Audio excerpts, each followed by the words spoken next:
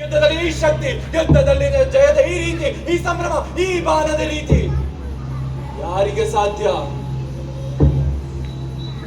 ಮಗನೇ, ನಿನ್ನ ಮೇಲಿನ ಮತ್ಸರವನ್ನು ಈಗ ಮರೆತಿದ್ದೇನೆ. ಭರತ ವಂಶದಲ್ಲಿ ನಿನ್ನ ಕೀರ್ತಿ ಆ ಚಂದ್ರಾರ್ಕವಾಗಿ ಮೆರೆಯಲಿ. ಸೋತನೆ ಬಾಲಕ ಅಭಿಮನ್ಯು, 6 ವೀರರನ್ನು ಇಲ್ಲಿಗೆ ಕರೆಯಿರಿ. ಈ ಅಭಿಮನ್ಯು ಯಾರೆಂದು ಹೇಳಿರಿ. ಕ್ಷಮೇರಲಿ ವೀರಪುತ್ರ. ಶತ್ರುವೆ ಹೊಗಳುವಾಗ ಆತ ನಿಜಕ್ಕೂ ವೀರನಲ್ಲದ ಮತ್ತೇನು?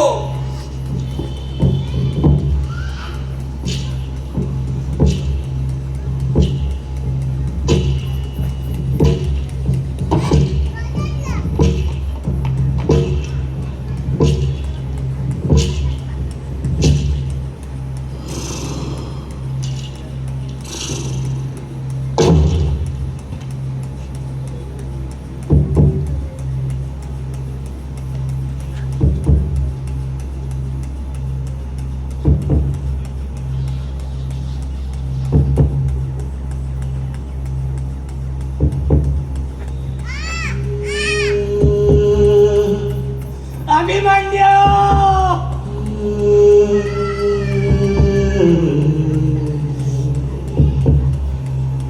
ಜಯದ್ರಥನು ಮಾರಿಯೊಡನೆ ಆಟವಾಡಿದನು.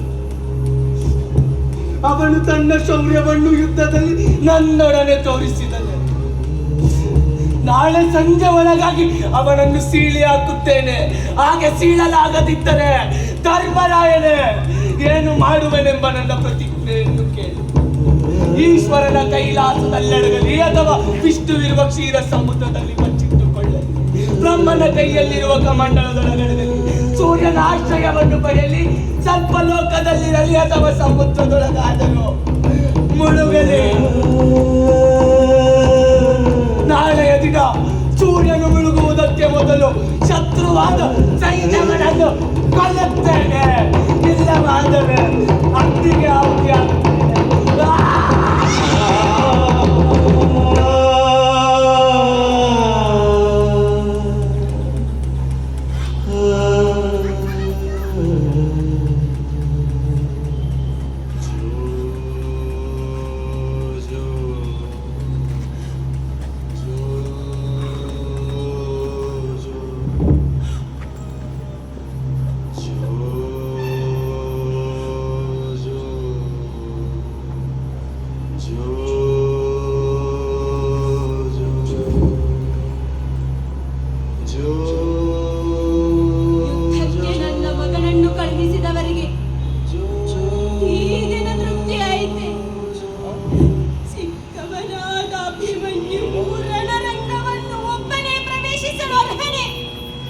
ಯುದ್ಧ ಮಾಡಲು ಸಮರ್ಥನೆ.